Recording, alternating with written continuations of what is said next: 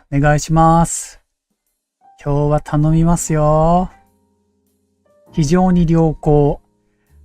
はい。それでは時間になりましたので、ライブの方始めさせていただきます。トレーダーのドロです。よろしくお願いします。昨日は本当すいませんでした。先にもう、なんか、インターネットがすごい調子悪くて今日本当に祈るように、ただ今日は快適なようです。多分。はい。なんで、インターネット順調かなと思います。でですね、まあ日曜日なのであんまり聞いてる人がいないかなっていう中で、まあ昨日の続きというかをやらさせていただくんですけども、今日、まず最初にですね、またきっかけですいませんね、こっから行きますかすいません。これ、何かっていうと、僕、まあ好きで、こういうのが好きなんですよね。はい。こっちの方がいいのかな。こうやって見せた方がいいかな。スーッと押して、こういう感じで。はい。ドライブ、車載動画ですね。はい。なんか、癒されません？こういう車載動画っていうか。で、この動画何かっていうと、YouTube の動画で、国道299号線の、関東屈指の峠道、埼玉県入間市から長野県の茅野市の299号っていう道なんですよ。これ結構僕実は思い入れがあって、多分、地蔵峠、今これどこだろう？もうちょっとさっきまで、パーっと見てたんですけど、もう、これ埼玉県の入間市からだから、これ地図出てないのかな？これ地図が出てればいいですけど、これをずっと見ちゃうんですよね。あ、そうか。これで国道299号で出せばいいんだ。ちょっと待ってくださいね。すいません。国道299号線。十国峠。そうそうそう。十国峠。これね。地図出ますかねこれ。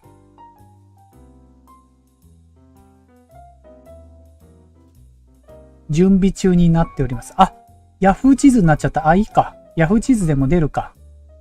十国峠が見えるかな？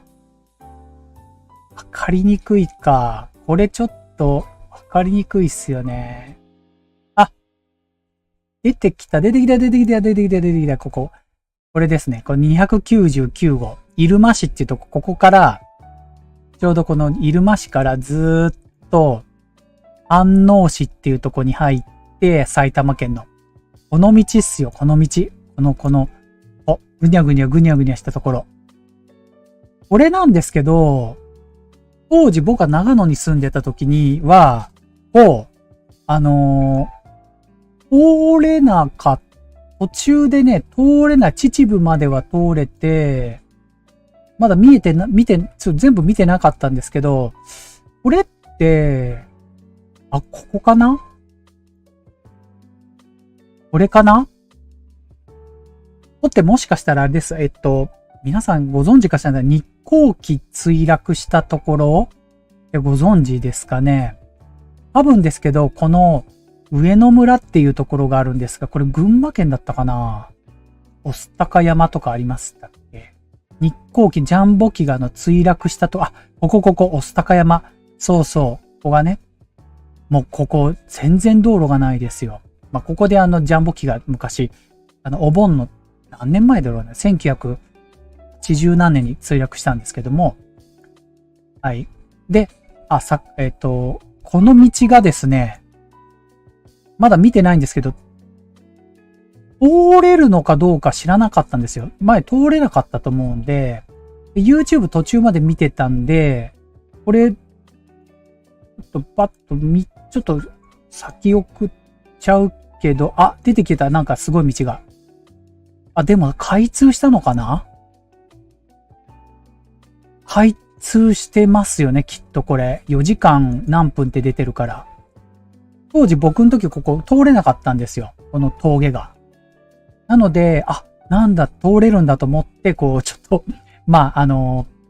車載映像を見てようかなと思って。すごくドライブが好きなので、またね、ちょっとこの299号が通れるようだったら、どっかで、僕は愛知なんですけども、行けたらいいなぁなんて思っております。はい。ちょっと最初そんな話でした。はい。それではですね、今日こちらの方より、今ちょっと今日のもう早速なんですけども、お題に行っちゃいますかね。はい。ですね、今日日曜日なので相場がお休みです。で、お休みなんですけども、先週の1週間の簡単な動きをお話しさせてもらって、で、今日 FX の週末は FX のことちょっと僕も勉強していこうかなと思ってますので、そのことについてちょっといろいろやっていきたいなと思っております。で、今日昨日ですけども、昨日の続きっていうか昨日やろうとしてたことができなかったので、もう今最近ずっと勉強させていただいているきのりさんという YouTuber さんがいるんですが、その YouTuber さんが、特集を組んでやられている、値動きの、3波の3波っていうものなんですけど、これが一体何なのかっていうことと、それからそれを使ってどういう形でトレードを考えていったらいいのかなっていうことを実際に見ながら、僕もチャートを進めていこうかなと思っております。はい。それではですね、最初に、こちらの方から、今週1週間のね、動きをちょっとお話ししていこうかなと思います。今週じゃないです。先週なのか。昨日できなかったので。これ金曜日の終値ですね。ナスダックの方が、金曜日最後下げて12,000というところで止まりました。はい。下げて終わりました。最近ずっと金曜日なんか下げて終わってることが、先週でも金曜日上げて終わったのか。はい。それから、S&P500 がマイナス 1.63 で終わりました。4100です。まず4000はキープしてますね。はい。4000ぐらいじゃないかなってずっと思ってたんですけど、まだ4100までいます。先物の方は最後やっぱわーっと下げて終わりました。ナスダックも下げて終わりました。半導体も 3% 下げて終わりましたと。2年債とかも 2.65 で、どうも。しののめさんありがとうございます。はい。すいませんでした、昨日は。はい。もう、あれから、はい。ちょっとなんかやったら、治ったっていうか、はい。再起動したら、ルーターの方かな？ルーター再起動したら治りましたね。なんかわからなかったです。原因は。とにかく、ありがとうございます。はい。しののめさん、今週あれじゃないっす？また、日勤夜勤とかで、早いやつでしたっけ？すいません。なんか、ほんと今日パッパーっとやって、結構、後半 FX の話結構面白い話できそうなのでね。見れんかったらまた、はい。あれですけども。はい。それでですね、10年債の方はいいですね。2.935 なのちょっと下がってきてるということですね。はい。それでは世界の動きも金曜日ね、どうだったかちょっと確認していきたいと思います。中国は金曜日変わらなかったですね、結局。で、香港が、1.0 マイナス。インド、マレーシア、ベトナム、これこれ、今動きそんなに目立って金曜日なかったですね。金曜日はアメリカが最後下げましたけどね。はい。ヨーロッパもそんなに金曜日は動いてなかったです。世界的に目立ったところもカナダがちょっと落としてますけど、カナダとブラジルが落としてたぐらいですね。そんなに動きはなかったと思います。はい。から、コモディティですね。コモディティは株の動きかなんか、また木曜まで休業なんです。ああ、そうなんですね。それはお仕事の方がっていうか、なんて言ったらいいんだろう。東雲さんが休業するわけじゃなくて、トヨタの関係、仕事の関係がそういう感じってことですね、きっと。はい。はい。ごめんなさい。1分ぐらいこれ時差があるので、会話がいろいろずれてますけど、でも、はい。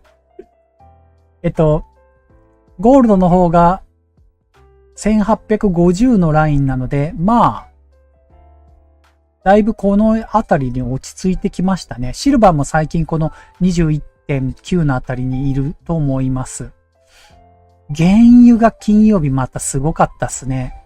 もう動きが。これ1日の動きでこう見ますけど、やっぱり今日の FX の値動きをしっかり見ていくと、なんかトレードはまだできないかもしれないですけど、勉強はね、なるほどなと思うことは出てくるかもしれませんね。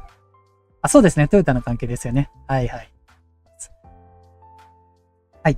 天然ガスの方は相変わらずすごいボラティリティですね。はい。まあ今、すごいボラティリティですねってこれだけしか見えないですけど、またテクニカル本当やっていくと、いろんな時間足でね、見ていけるんじゃないかなって思っております。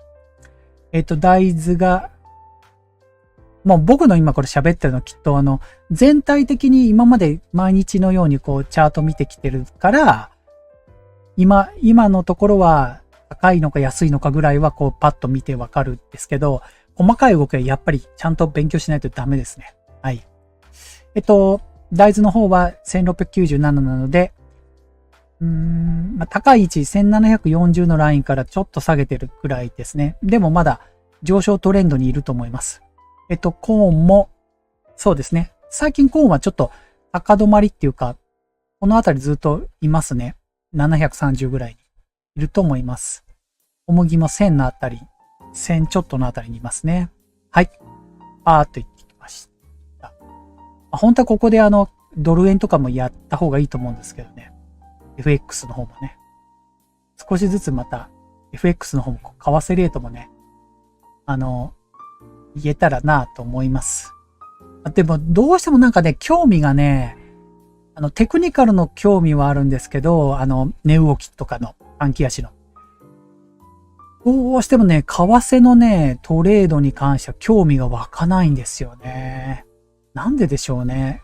これ僕はちょっと、自分ではちょっとわからないですけど、多分、ドルが上がったとか、円が下がったとか、これについては、マクロ的には、経済の影響とかも、円高とか、ドル安とか、そういうことは好きなんだけど、これに関しての、1円下がったとか、1円上がったとかいうことに対して興味がないんだろうなと思います。でいけないですね。もっと本当テクニカル勉強したらこっちの為替の、これもね、いろいろ通貨とかやった方がいいんだろうけどね。はい。興味の問題。はい。ちょっとコモディティに変えて。それじゃあ、あとビットコインとかの、なんか今変な動き大丈夫か。ビットコインとイーサリアムですけども、まあ、あんま動いてません。はい。ということで、イーサリアムもそうですね。もう低い位置からみんな、なかなか動いておりませんけどね。はい。まだまだ、未来はまだまだ感じですね。はい。はい。1週間のパフォーマンス、見ていきたいと思います。S&P の方の、S&P500 の1週間のアメリカのパフォーマンスはというと、あれいいですね。アマゾンがこんな良かったっけ？アマゾン 10% 良かったんですね。はい。Google も 5.79 ですね。目立ったのは Google と Amazon ぐらいで、これ多分、そうですね。ちょっとボトムっぽい動きをしてますけどね。Facebook はなかなかね、そうですね、難しい。FX ってお金しか介在しないですかね、してないですかね。そうですね、なんか、そうですね。うーん。そうですね。なんかちょっとぶっちゃけ円が高い、ドルが1円安くなったっていうことに関しては、興味の問題だと思うんですけど。はい。はい。あと目立った動きは、ウォルマートとコストコはまた安定しちゃいましたね。一時期すごい下げたけど、まだそこまで上がってはきていない感じですね。でも、チャート的にはちょっとボトムみたいな動きになってきてます。コストコあたりは様子見て買いたいなとは思うんですけどね。はい。一般消費財、ヘルスケアはちょっと下げていますね。そうですね。逆にちょっとヘルスケアの方がダウントレンドになってる感じですね。エネルギーは微増まあでも上昇トレンドのまんま変わらないですね。はい。でもエネルギーの小型株っていうか、エクソンモービルとシェブロンは大したことないですけど、他のエネルギーのところとかオイル関係は高いですね。今回。高いです。小型株っていうかわかんない。はい。ということで、まあ、大型株は、プラスですけど、このプラスもまだ来週になると全然まだわからないですけどね。っていうところはあります。まあ今年まだ、利上げの関係とかもあって、S&P500 はまだ4000ぐらいまで見てないと難しいのかなって気はしますね。はい。だから今、多分株をやってらっしゃる方ってなんかこう、どこボトムだって思ってるかもしれないですけど、もうちょっと長期で見ていった方がいい気はしますよね。まあ短期で売り買いする人がいるならですけど、うん。あんまり含み損抱えたくないっていう方だったら、まだもうちょっと待ってもね、いい気はしますね。やっぱそこを見つけるのは難しいと思いますよね。はい。世界の動きで1週間見てみたいと思います。はい。世界の1週間はカナダが、まあまあ、台湾セミコンダクター、ちょっと、ボトムっぽい形になりましたね。うん。半導体が、ちょっとボトムっぽくなると嬉しいですけどね。多分半導体みんな、どっかで待ってるところはあると思いますね。まあ、供給不足って言われてますけどね。必ず半導体がこう、うまくいってくれば、ハイテクがね、強くなってくるのでね。うん、期待はしたいですよね。やっぱり。オーストラリアがすごいいいですね。今週。先週か。はい。日本は、あんまり動きがない感じですね。日経もそうですね。まあ、日経は逆にちょっと高いぐらいかなと思いましたけどね。27,000円。ちょっとぐらいありますよね、まだ。あと、世界の動き、ヨーロッパはもうバラバラです。スペインとか、みんなバラバラですね。世界の ETF 見れるかな？ブラジルもバラバラです。なので、カナダがちょっと良くって、中国は、結局アリババ、あれなんです。1週間のトータルはマイナスでしたね。なかなか、でもマイナスっつっても、アリババも 1.34 だから、レンジ、だからもうみんな、もしかしたら本当中国が、ね、ボトムかなとかっていう話がちらほら出てますよね。はい。そんな感じがします。はい。それではですね、1週間のだいたい動きはこんな感じでしたので、早速ですけどね、FX の話をしていきたいなと思います。まあ、皆さんも多分FX をやられてる方とかもいたり、値動き見たいなっていう方が例えばあって、いろんな例えば FX の勉強もね、されてることもあるかもしれません。で、僕はもうほんと最近、一人のこの師匠というか、木のりさんですけども、すごく自分にとってフィットするというか、話がよくわかるし、納得できるし、実際に過去検証もしてて、まあ、この方は本当にもう、YouTube 出されてて、7年、8年ぐらいで、多分ですけど、6年間勝てなかったって言ったので、もう本当にこの YouTube やられる前からやっていらっしゃる方だと思われます。すごくね、今、やっぱり FX もそうですけど、YouTube って恵まれてますよね。もし自分がまだ YouTube みたいなのがあんまなくて、で、FX とかやったら多分ね、もうね、資金溶かしちゃってゲームオーバーだったと思いますね。きっと。はい。多分。それかもう、やめてましたね。で、やっぱこれから、こういうアメリカが調子が良くなくて、まあ、ビットコインとかもそうですし、上昇トレンドじゃなくなってきた、まあ、例えば僕とか、皆さんもそうかもしれないですけど、FX もそうだし、株とかも、まだまだそのベテランじゃないというかね、初心者の部類だと思うので、まだ僕も3年、4年くらいなもんで、そういう時に、YouTube とかと会えて、そこからも勉強できるっていうのはすごく幸せなことだなって思うんですよ。うん。だっていろんなノウハウがもうほぼ無料でね、手に入るというか、そこから自分で例えば本を買ったりとかしていけばいいと思うんですよね。YouTube をきっかけにしていけばいいわけだから、すごくそういうのは恵まれてると思うんですよね。うん。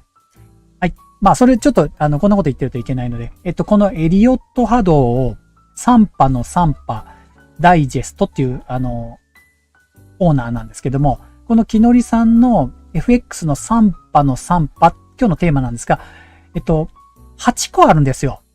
これ全部見ると4時間、3時間くらいかかるのかな。だけどちょっと今日は僕も全部見たんですけども、このまとめっていうのをちょっと最初にお伝えして、で、実際のチャートを僕も見て検証していきたいなと思います。ですかね。はい。じゃあちょっと、スタートしますね。聞こえるかな？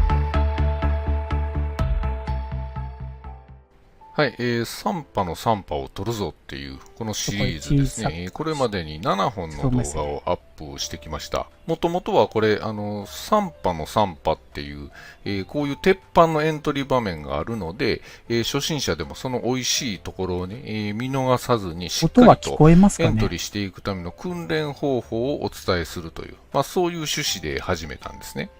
で、当然ながら環境認識から始まって、シナリオ想定でエントリーと。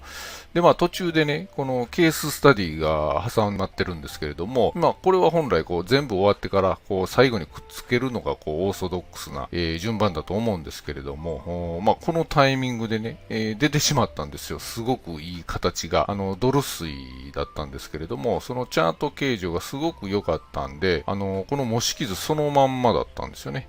ですので思わずここに挟み込んでしまったという、そういうことなんですけど、それはね、それで良かったと思うんですが、で、終わってみれば、こういう形になったということで、スタートはね、訓練方法をお伝えするっていうことだったんですが、終わってみると、この3波の3波を取る手法という、一つのパッケージになったんですよね。で、この流れっていうのが、いつも引き合いに出している、この動画ですね。これで言っております、場所、形、証拠という、この順番にもあってますんでね。わかりやすく説明できたかなと、自画自賛しておる次第なわけです。ところがですね、この7本の動画を全部見ようとすると、トータルで3時間かかるんですよ。で、これがね、この手法だけ手っ取り早く知りたいという人にとっては多分長すぎるんですよね。だから見てくれないんですよ。いえいえいえ。まあもちろん私としては全部見ていただくっていうのがこう一番ありがたいんですけれどもね、せっかく作ったんで。でもまあ長くなってしまったのは、まあ訓練方法とか、あるいはどうでもいい雑談とかが入っているからっていうのもまあありますんでね。ですんでこの3時間の動画から、その辺のいらん話ですよね。特になくてもいいような部分を取っ払って、で、本当に手法として必要な部分だけを残したら、もしかしたらね、20分ぐらいに圧縮できるんじゃないかなと思って、やってみました。そうしたらなんとまあ10分ちょいまで圧縮することができましたんでね。まあどんだけいらんこと喋ってたんかなっていう。そんなこと言ったら俺もどうすりゃいいんだ。まあまあそれはいいとして。ライブでまあこの短くいらんなったことばっかだ動画は、その手法そのものを知るためのダイジェストとして使っていただいて、で、細かい部分を確認したい場合は、こっちのこの本編の方をもう一回見ていただくと、まあ、そういう使い方をしていただければなと、思います。ということで、ここまでが前置きだったんですけれども、それではですね、ここから途中で気になるとこちょっと止めますんでね。手法のダイジェスト版をご覧ください。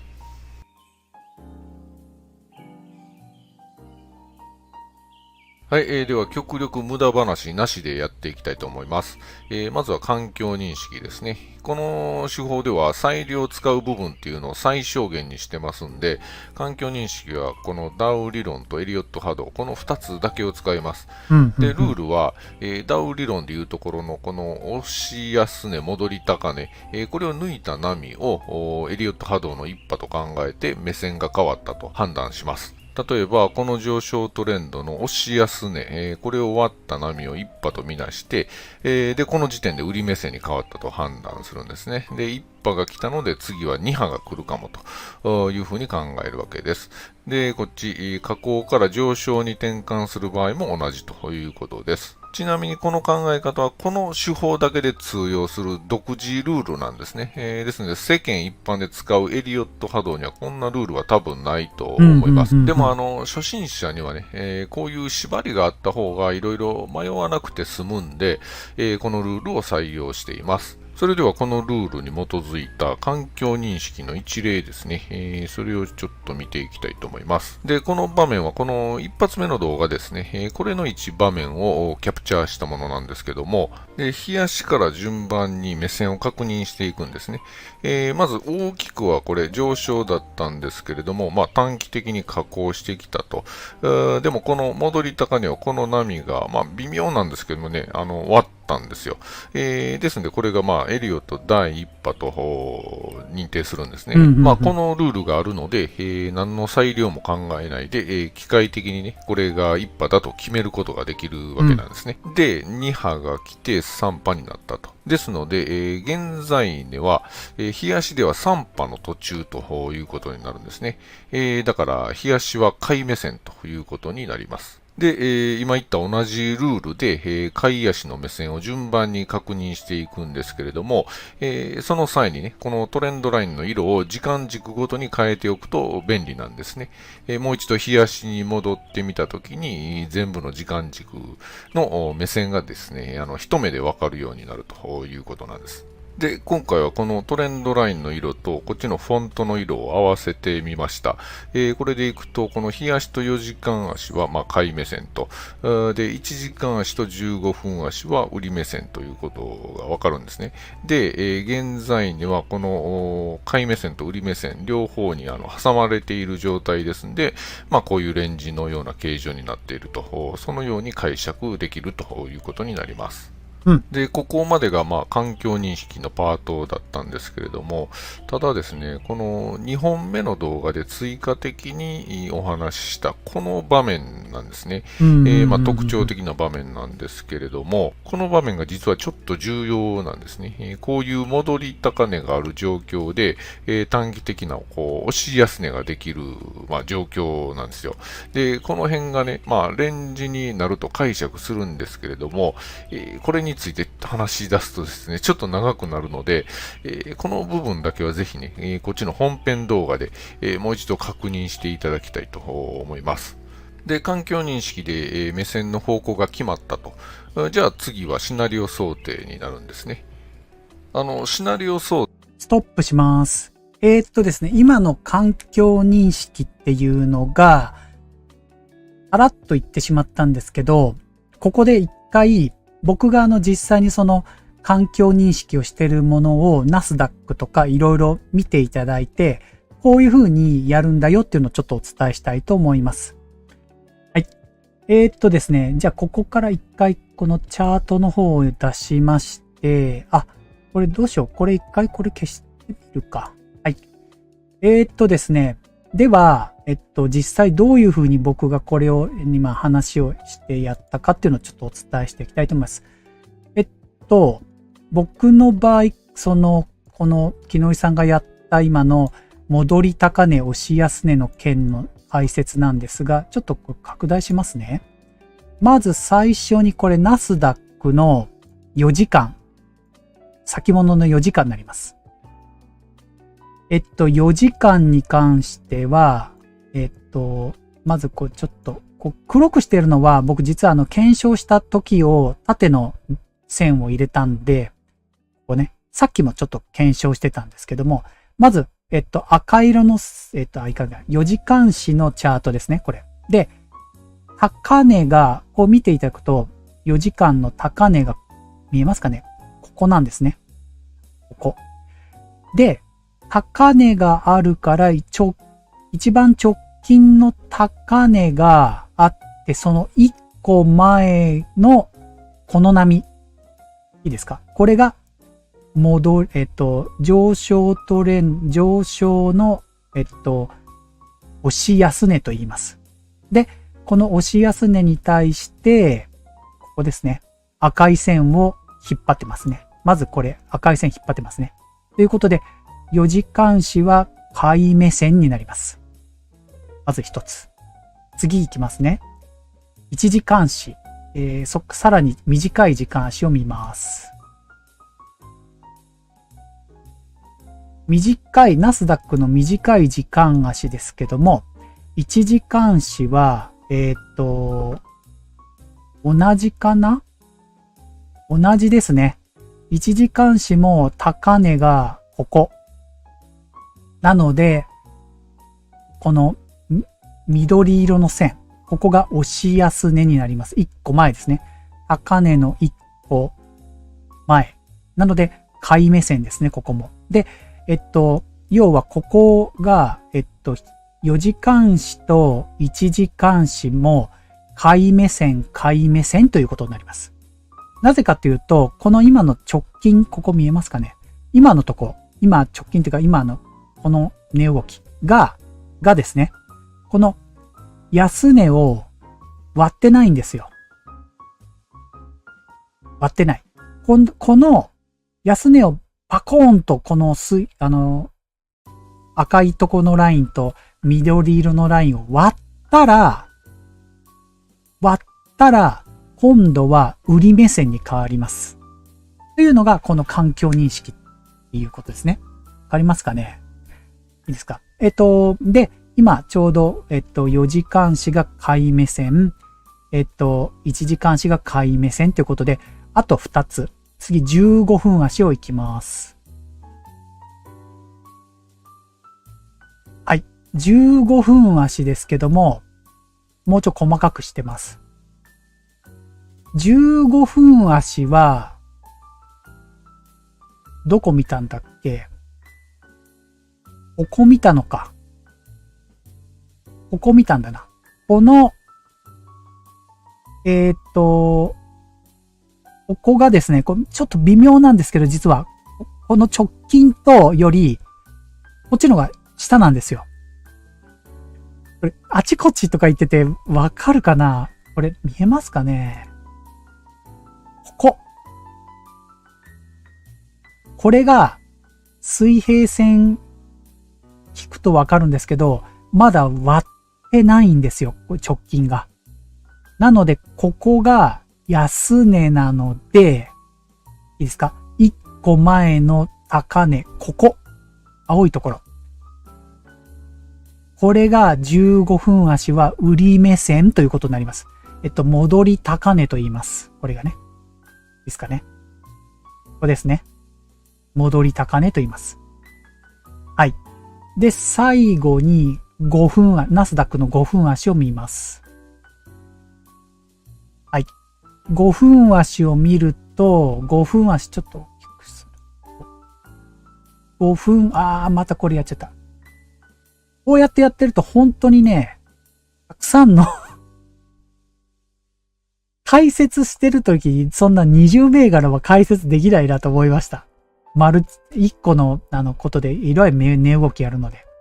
5分足が同じですね。ここ。15分足と一緒。ここが安値です。ただ、5分足の方が直近はここが高値なので、ここね。15分足より細かいですから。これ、高値。紫のライン。戻り高値の売り目線。ということで、簡単に環境認識をまずまとめるとですね、ナスダックは、4時間足の赤が買い目線。1時間足の緑が買い目線。なので、ここのラインがすごく厚いわけですよ。買いが。で、15分足は売り目線。で、5分足も売り目線。ということは、どういう状態か、想像ですよ、これは。このゾーン。このゾーンで、かなり、これから買いの、なんていうかな、上位足って言うんですけど、この値動きの。だって、見てる人って、株の人って、日足を見たり、4時間足を見たりする人のが圧倒的に多いわけですよ。15分足、5分足を見るより。ということは、上位の方が優勢なんですよね。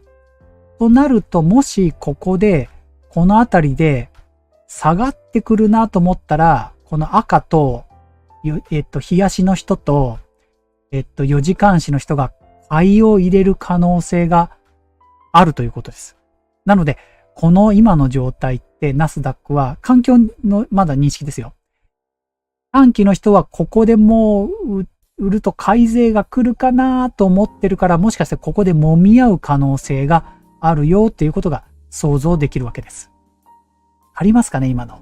長期足の方が優勢なんですよね。なので、上目線になりやすいけど、短期はまだ下がってくる。ちょっと下がってくるだけ。なので、僕一応ここにちょっと、リスクリワードをちょっと入れて、もしかしたら、ちょっと、ここからロングになるかもしれないなと思って、これリスクリワードを試しに入れています。はい。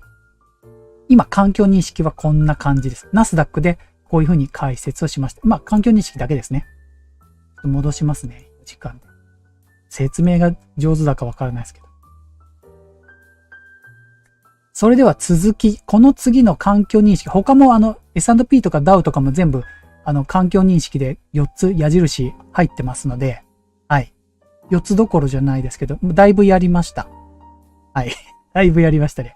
20個ぐらいやりましたけど。はい。それでは続きですね。この後のシナリオっていうところを聞いてください。こっちにしてもか。想定は、基本1時間足でやるといいと思います。このルールでやる限り、必ず1時間足の目線に対して、順張りで仕掛けることになるんですね。ですね、勝ちやすくなります。まず。すいません。大事なことを忘れました。この、木のりさんの、虫が入ってきた。やばい。虫が入ってきました。まあいいや。木のりさんのトレードの形は、僕が推奨しているのは、順張りと言います。いいですか？順張りっていうのは、上に行くかなと思って、トレンドが変わって、上目線になったら、買ってくよっていうのを順張りと言います。逆張りってわかりますよね。逆張りっていうのは、下がってきた時に、ここがそこかなと思って、逆方向の売りを、買いをすることを逆張りっていうんですね。なので、この、僕が今ちょっと値動きを見てやるやり方としては、いのりさんの良かった点は、順張りであるということですね。いいですか？まず順張りであるということで、この話を進めていきますんでね。お願いします。1時間足レベルの環境認識で、エリオット1波が出たかなと思ったら、じゃあ、次は2波が来るかもと考えるんですね。で、2波は来なくてもいいんです。その時は何もしないという1波2波のやつことだけなん言い忘れで、で、来た時のためにシナリオを考えておくと。それだけのことなんですね。で、やることはこの2点です。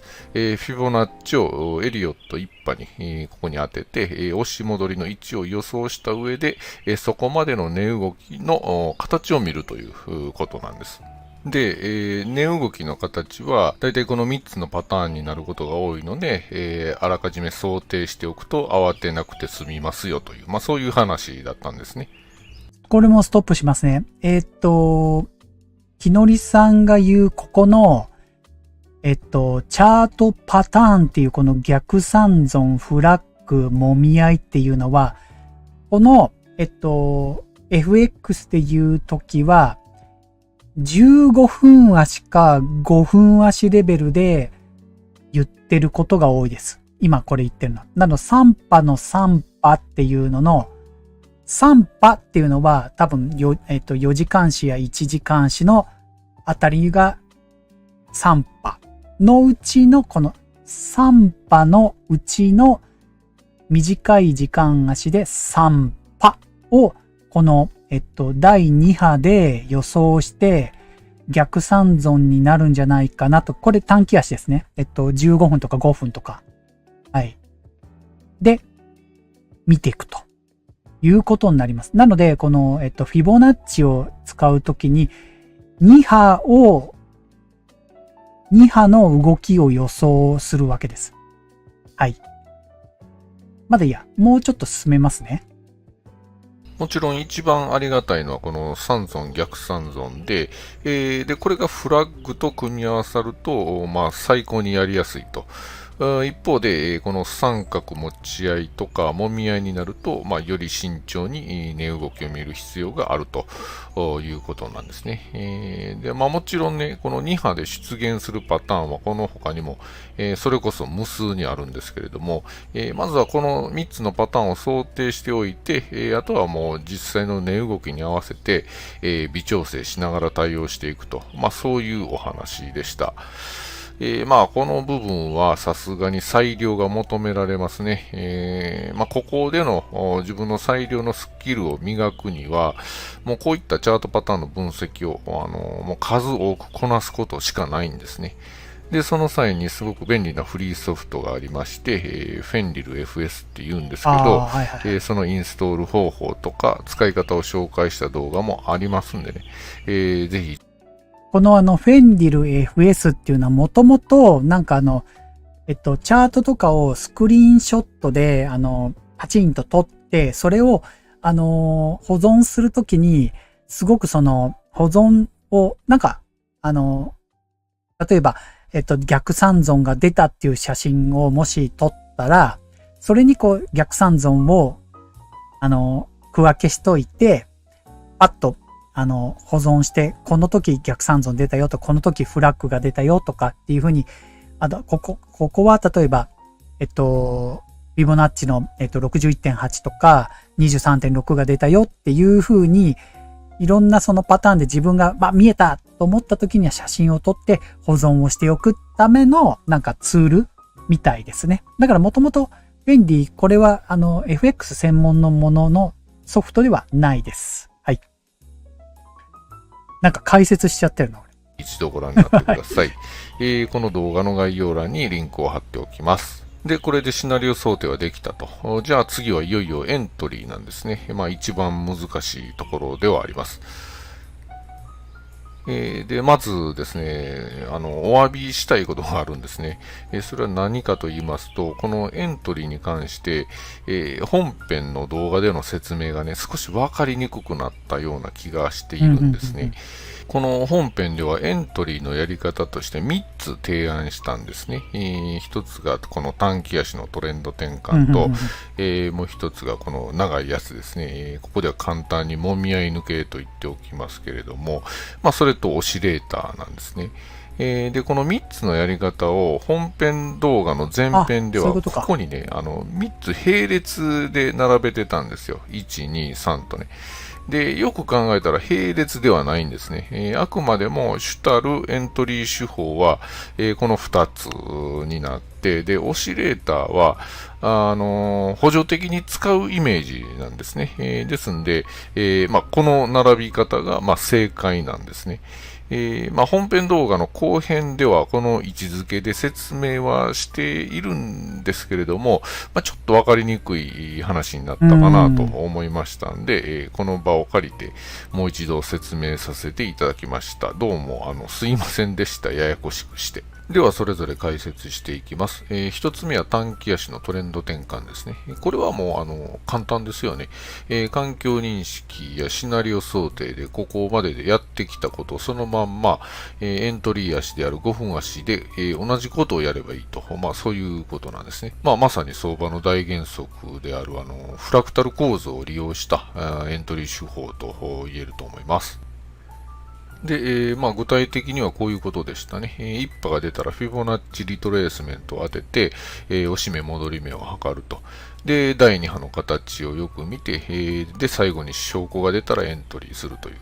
そういうことなんですが、ただ、この肝心な証拠ってどうすんのということになるんですが、それは自分で考えなはれと、少し突き放したんですよね。でもそれだと残念な動画になってしまうので、ご提案という形でこういうアイデアもありますよと紹介しました。さて、ストップです。ここが難しくて、これすぐに、このエントリーの今の書いてある、6つのものは、ここが過去検証とかでいろんなチャートを見て、東雲さんもね、1分足でこう遊んでらっしゃって、いろいろ値動き見てらっしゃると思うので、こういった動きをしてるだろうなっていうところを、たくさんね、見て、これどうかなっていう。で、今回、この、井上さんは5分足をベースにしていますので、ちょっと僕も5分足で勉強していこうかなっていうところでもあるんですが、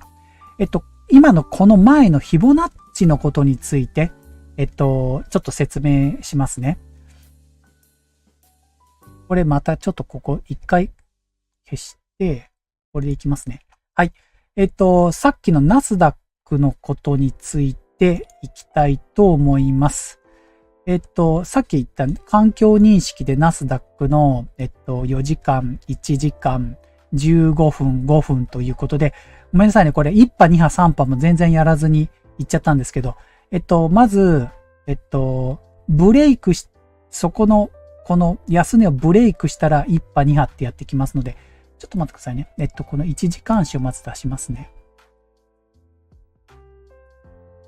1時間足を出したときに緑が押し安値だったので、この緑の押し安値で、ここからブレイクしたと、これがブレイクしたと見て、1時間足と4時間足がもうブレイクしたと見たので、ここを僕は1波として、これ消します。今、フィボナッチ当ててたんですけど、フィボナッチをまず、1時間足のところから当てました。この安値のところから、これフィボナッチのリトレースメントってやつですね。当てたことある人は、やったことこうやってあると思いますけどね、珍しいので。こんな感じですね。はい。で、まず、長期足で、1時間とか4時間、ここ強かったので、発した1波。今、状態が2波がどういう風になって、反発していくかというところなんですけど、フィボナッチを知ってらっしゃる方は知ってらっしゃると思うんですけど、有名なのが 0.382 と半値の 0.5 と61.8。で、木のりさんは実は、ここの 0.236 っていうのも、じゃあトレンドの継続の時に、これを使うこといいよということで、一個僕もここオシレーターとして、0.236 も入れました。で、メジャーなのはこの 0.618 なんですけども、これなんかわかんないんですけど、このトレンド転換したっていうかもう戻ってきちゃいましたね。61.8 で普通止まればよかったのに止まらなかったですね、ここ。はい。本当だったら、この状態が上昇1波、2波、3波っていうのがこの 61.8 だったを明確だったんですけど、まあでもここでも安値ですのでね。はい。で、まだ今回多分木のりさんの方ではフィボナッチリトレースメントの使い方はこれ1個しかやってないですけど、他の動画では、フィボナッチを2つ、時間足を変えてやる、クロスするやり方とかも、やっておられます。で、できれば、そうか、ここできるかな、これ。ちょっと、今1時間足でやりましたけど、15分足いきますね。何が言いたいかというと、フィボナッチの当て方で、これできないのか。15分足は確か5分足は売り目線ですよね。押し、戻り高値の、ここ、青い部分ですよね。これ、出るかな？今、フィボナッチのエクスパンションって言うんですけど、これできたっけ？これできないか。フィボナッチエクスパンションと、ちょっと待ってくださいね。これ違うかもしんない。1波、これ3波がわからないとダメなんだ。あれ違ったっけ？エクスパンションって3波までわから、こうやってやるの？こういうことか。違うな。エクスパンションもっと勉強します。エクスパンションって実は利確の時に使いやすいものなんですけど、なんかリトレースメントとエクスパンションを当てて共通したところを、なんて言ったかな、なんとか手法って言って、すいません。また次回か次かどっかまた、このフィボナッチの当て方とかも言ってきたいと思います。まだ今回は1個だけ、2波の時に当てるっていうことをちょっとやりました。他のとこではクロスさしてたかな？S&P では、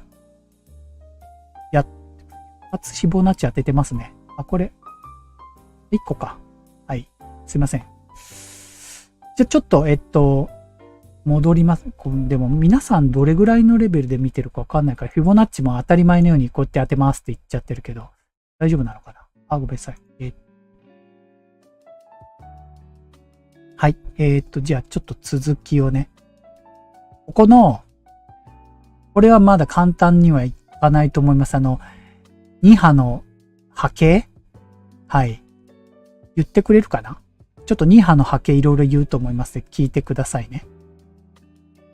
ここはね、無責任な感じになったかもしれないんですけれども、最後はね、やっぱり自分でリスクを背負うしかないんですよね。何度も言いますが、エントリーに聖杯はないんですよ。ここが頑張りどころなんですよね。で、次がこの長いやつですね。簡単に言うと、もみ合い抜け、なんですけれども、これは少し難しくなります。でも、出現頻度がやっぱり一番多いですからね、これを攻略できないとなかなかトータルで勝ち切ることは難しいでしょうね。で、これを攻略する鍵は、このルールでガチガチに縛ることなんです。そのルールっていうのがこの4つなんですね。テクニカル的に意味のある反転候補。実際にそこで反転したという確認することが必要なんですね。で、安値、高値を更新できない。この安値を全然抜くことができないと。で、十分な揉み合いがあった後、この揉み合いの高値を抜ける大きなローソク足ですね。で、こういうのが出たら、その押し目から買っていこうとで、後で言いますけれども、ここでオシレーターを組み合わせるんですね。それも一つ条件に加えて買っていくという、そういうことです。もう本当にエントリーはね、これしかないんですよ。このルールを守りきる。これだけなんですよね。で、このルールに裁量を加えてはダメなんですね。エントリーのルールに裁量を加えてはダメということです。特に初心者は。もちろん、上手になってきたら、徐々にこういったルールに、幅を持たせると言いますか、いろいろ試していってもいいと思うんですけれども、安定して勝てるようになるまでは、とにかくガチガチに守る。これのみですね。逆に言うと、この場面でね、この有利な場面でこのエントリールールを守ってトレードしていたら、負けないですよ。少なくともボロ負けでどうしようもないということにはならないですね。まずはそれを体感することだと思うんですけどもね。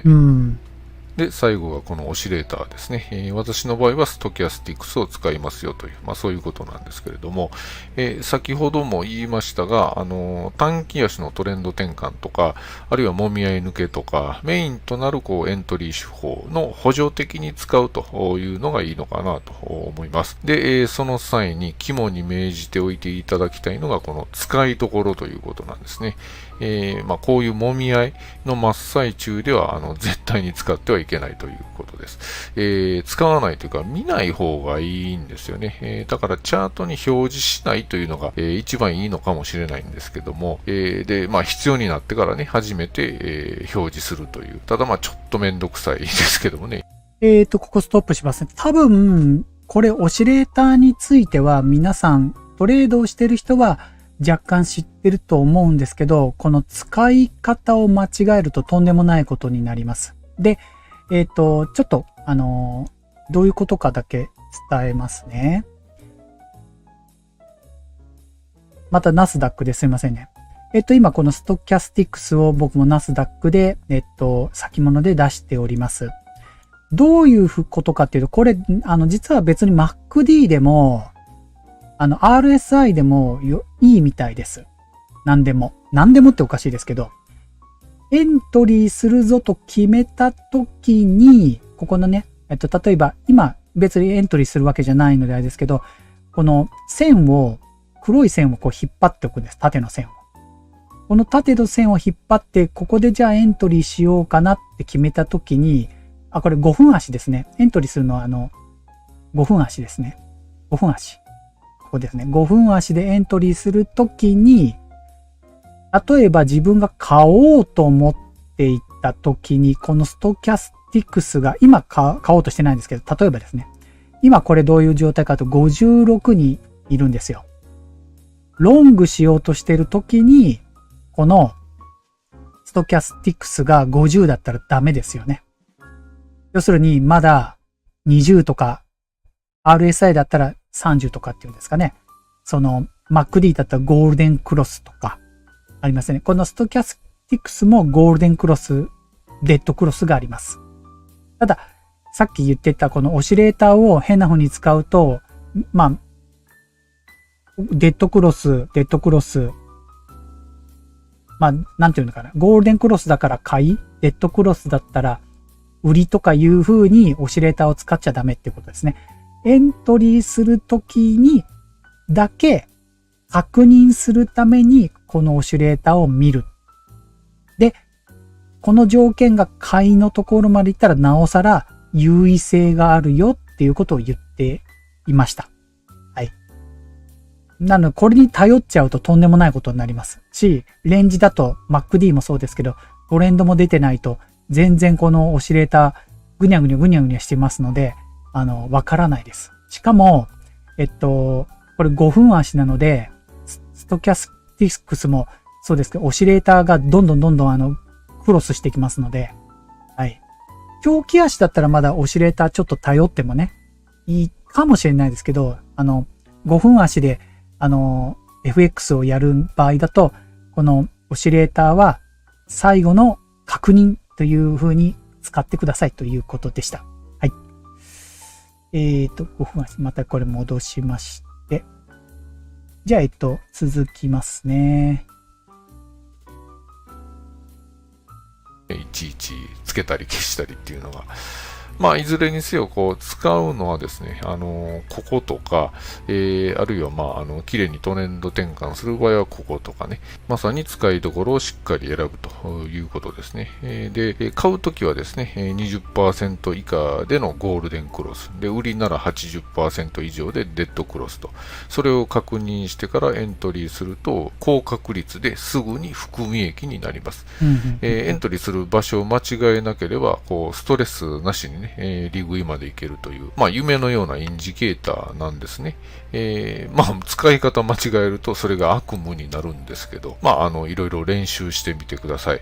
で、この手の練習にはですね、フォレックステスターが、役に立ちますよね。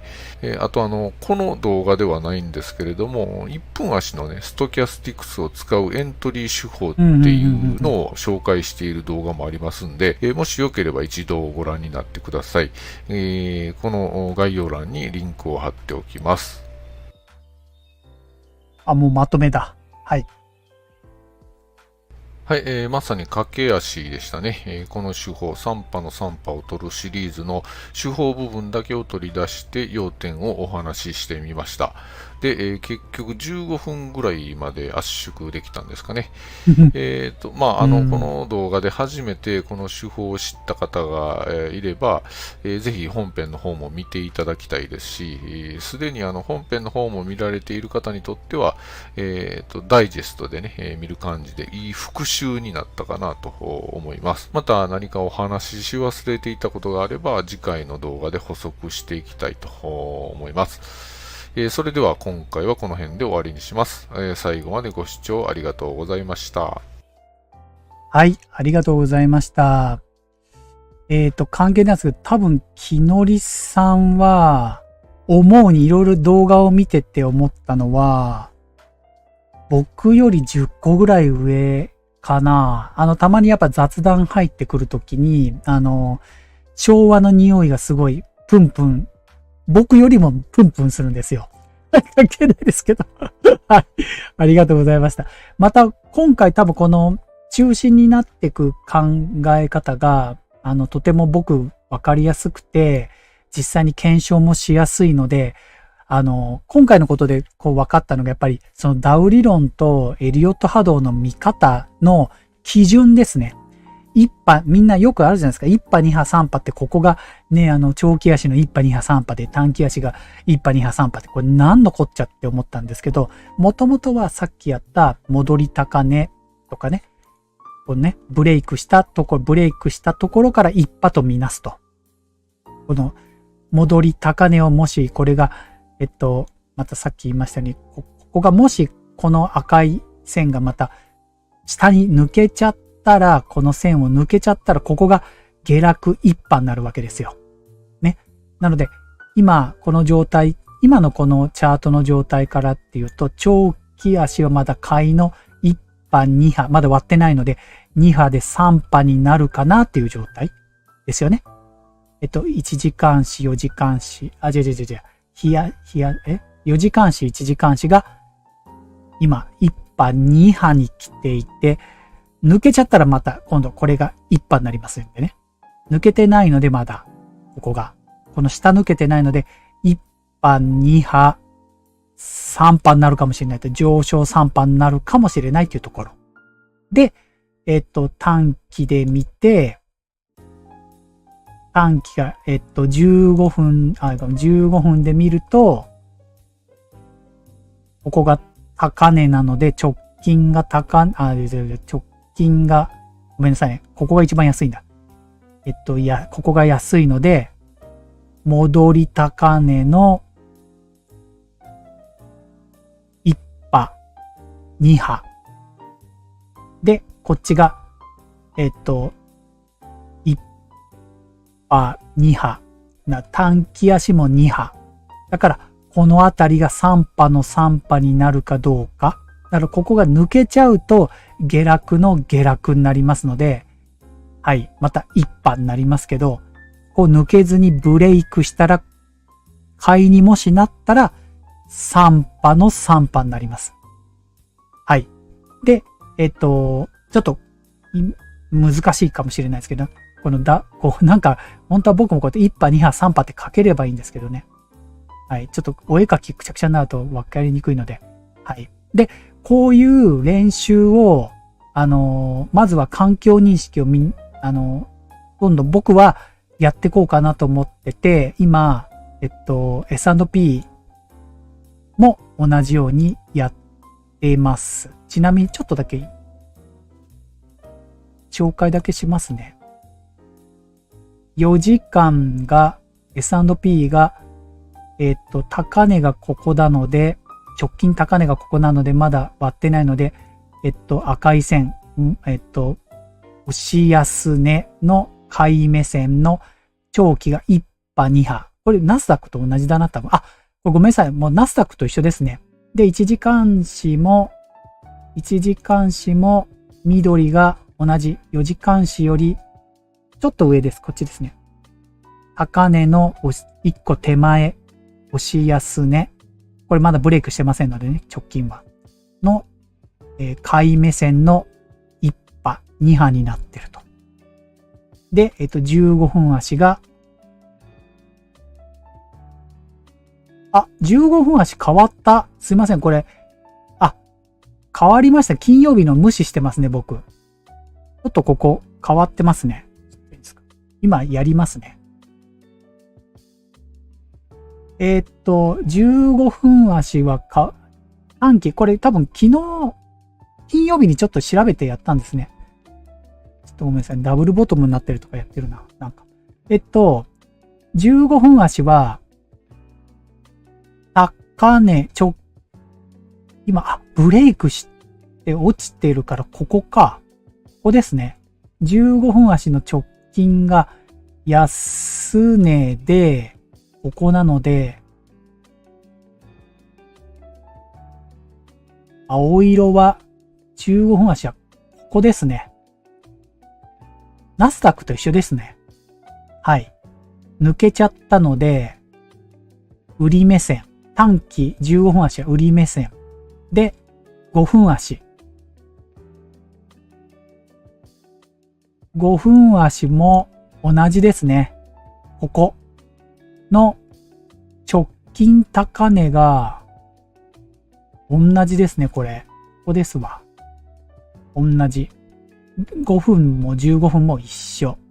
ということで、これ難しいですけど、長期足4時間と1時間は買い目線。で、短期は売り目線。で、長期の1時間足でフィボナッチを当てて、0.618 のあたりで今揉み合ってます。このキペの揉み合ってます。しかも、ダブルボトムみたいになってますね、ここが。5分足今見てますけど。はい。このね、0.618 のフィボナッチが、ネックラインみたいになってますね。こういうのも理由の一つでいいと思います。例えばこれで、長期の方が買い目線なので、買いと見たときに、例えばですよ、これ。まあ、見てるのここです。でも、ストキャスティクスは、いいですか ?75 なので、まだ高いです。なので、このストキャスティクスが20あたりだったら、ここはもうちょっと下がってきたら、買い目線かもしれないですけど、ストキャスティクスは売り目線です。ということは、ダブルボトムになってる感じがあっても、結局、買えないです、これ。僕はね。理由がつかない。はい。フィボナッチは当てて反発してそうだけど、まだわからないということです。なぜかというと、やっぱりこの短期の売り目線もまだ強くて、多分ここで揉み合う可能性があるということですね。売りと買いがひしめいてるということですね、きっと。はい。なので、短期のストキャスティクスは売り。だけど、形状はボトムになってる。平均線はタッチしそうだと。でいくつかの理由を考えて、エントリーをするっていうことになるんです。こういうのわからない場合は、天然ガスとかもよくありますよ。わからないですもん。長期だと買いだけど短期だと売りとか平気でありますもんね、すごい。同じ方向ってなかなかないですけどね。だけど、例えば、ここからエントリーするときに、どんだけのピップスを取るか。要は、例えばですけど、まだ例えばですよ。ショートポジションで行くであれば、リスクリワードを入れて、ここまで利益を取るんだったらいいけども、例えばここまで取れないじゃないですか。ショートで。もうこの目線がここに買い勢力というか、ここに強いレジサポラインが例えばあったとしたら、ここまで取れない。ターゲット、まあ、小さく取るんだったらここまで取って、ストップロスをこの高いところで、ここまでにするとか。で、リスクリワードが1対 1.45。まあ、1対 1.5 ぐらいにして、ギリギリここで取ろうかな。このレンジのところでちょっとうまく取ろうかなっていう人もいるかもしれませんけど、僕はちょっとこれ、まだわからないので、例えばこれで検証するにあたって、こういうふうに、たまたま入れておいて、こうやって S&P をちょっとショートにしといて、こういうふうにしといて、来週とか、来週とかまた2、3日経ってからでもいいんですけど、また値動きを見て、実際これがどういうふうに動いたかっていうのを検証するのはいいかもしれません。はい。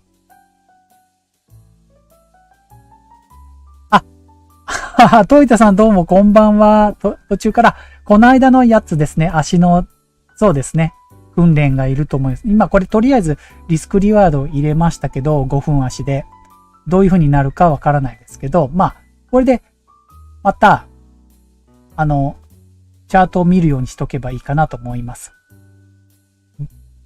で、4時間足戻しますね。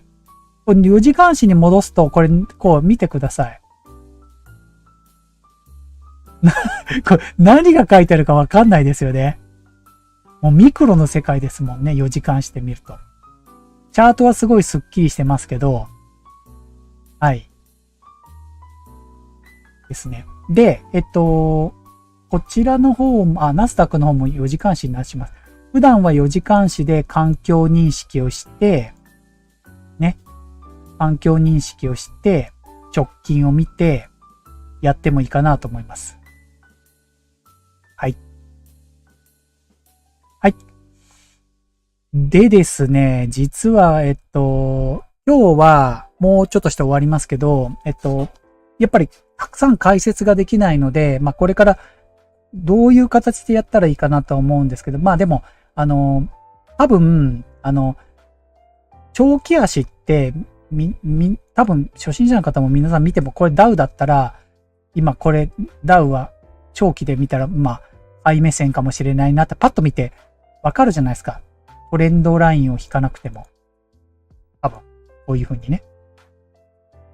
トレンドライン引いて、こうやってやったら上昇トレンドだって見えますよね。うん。なので、まあ、これから解説するときにはきっとトレンドラインとか引かずに、これ上昇トレンドで押し安値で、ここって、で、どんどんこう、マルチ、というか5分足まで下げてって解説していくと思いますね。もしかしたら、ちょっとなんとか、こちらの方では、世界の市況の方では、今日一日の動きとかは言ってきますけど、多分、これから何かあったときは、細かくこうやってマルチタスクじゃないですけど、マルチフレームなんていうんですかね、この、4つぐらいの時間足を見てやっていきたいなと思っております。はい。一緒に、もし、これ、わかりやすいなと思うんだったら、また、ぜひね、こう、4時間足は、押し安値でここで、とかってやってくれるといいかななんて。まずは環境認識から、して、で、フィボナッチを当ててっていう順番でいいと思います。はい。でですね、この木のりさんが、実はある本、2冊ぐらい本を推奨してまして、で、僕その1冊を買いました。はい。高かったです、これ。5分足スキャルピングっていう、やつなんですけど、ここに載ってますけど、はい。結構がっつりでした。買いましたっていうか、何ページやったかな ?250 ページぐらいあるのかな。はい。これの FX5 分足スキャルピングっていう本ですね。で、僕これ買ったっていうか、Amazon とかなんか中古で売ってないかなとちょっと安く欲しいなと思って、高かったんですよ。6000円ぐらい。5800円とかだったんですけど、と思って、PDF ファイルで買いました。これ、出てるかな？待ってよ。どっかにあるかな？ちょっと今出せないか。これ、うまく出せなかったです。ごめんなさい。それで、もし、僕はこれから勉強していく中で、きのりさんの動画もそうですけど、この5分間ヘックススキャルピングで印象的だったとこだとか、実際にこれをちょっと勉強して、実際のチャートで検証していくよっていうこともどっかでアウトプットしていこうかなと思っております。この中身がいろいろ書いてありますけどね。はい。多分、僕がたまたまそのきのりさんのやり方というかがすごく共感ができて分かったので、その方がこれ熟知した本っていうことだったので、じゃあ僕もこれで考え方をもっとちゃんと本読んで、アウトプットしていこうかななんて思っております。はい。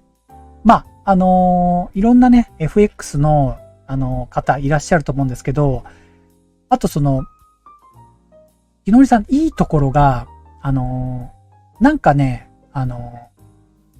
皆さんも聞いて分かったかもしれないですけど、っていうのかな、すごく億トレーダーとかっているじゃないですか。例えば、すごいなんかピラミッティックをやったりとか、華麗な技を見せたりとか、すごい儲けたとか、なんていうのかな、エンターテイメント系みたいな人とかいますよね。でも、その理由を聞くと、言ってることはわからんでもないけど、でも、実際に値動きとか見るとそんな風に見えるかとかって思ったりすると思うんですよ。で、僕もFX について本当にまだかじったくらいっていうかだったので、昔は。で、しかも、5分足、15分足ってどうやってこんなプライスアクション見るんだって思ってた。結局はスイングトレード中心になったわけなんで。で、このスキャルピングに関しては、本当に、まっさらっていうか。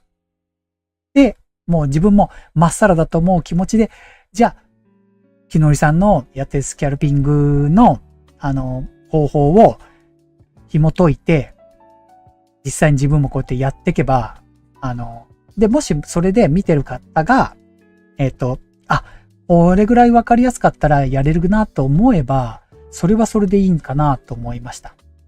なんで僕も初心者になったつもりで、本当に力ね、トレードもいつやるかわからないですけど、ちゃんと、勉強することが好きなので、値動き見たりするの。なんで、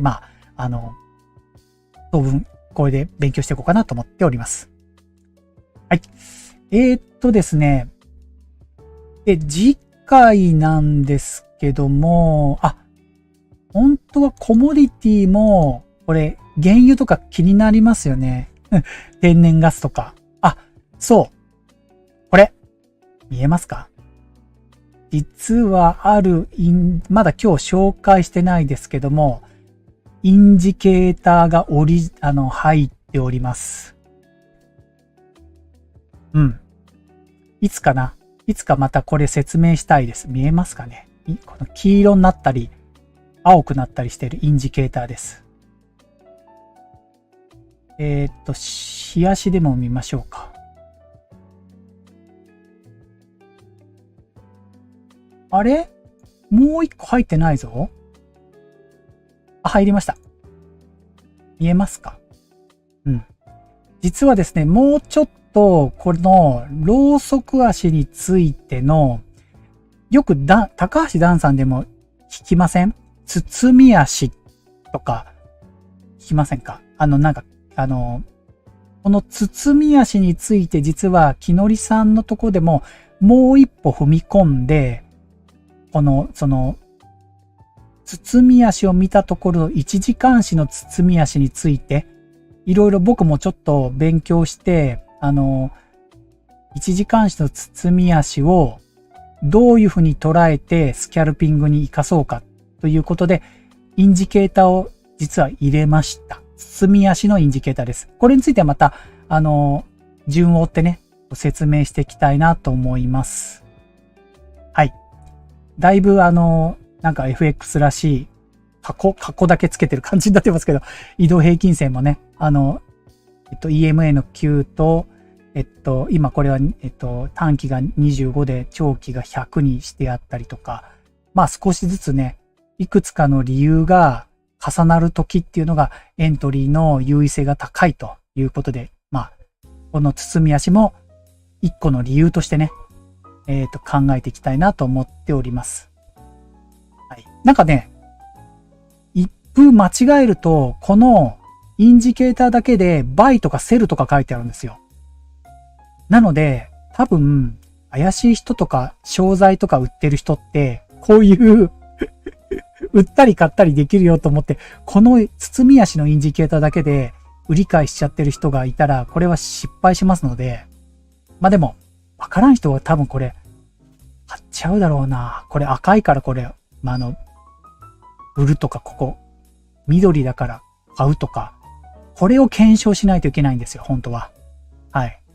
またこれも、話長くなっちゃうので、また木のりさんの動画と合わせて、ちょっと解説もしていきたいなと思います。はい。今日また長くなりました。火曜日なんですけども、またFX の話がちょっとこんだけ長くできるかわかんないですけど、アメリカのこととかも気になるし、いろいろね、あとビットコインとかも実はちょっと、テクニカルも出したいなと思うので、また、環境認識をしながら、コモディティもいろんなものをね、パッパッと1時間だとこうだとか、4時間だとこうだっていうふうに、伝えていけたらなと思います。はい。ちょっと、もうなんだ、1時前ですもんね。長くなりましたね。はい。それでは、来週火曜日の11時ということで、また勉強していきたいと思いますんで、よろしくお願いします。はい。今日はね、遅くまで本当にありがとうございました。また、よかったら遊びに来てくださいね。それでは、失礼いたします。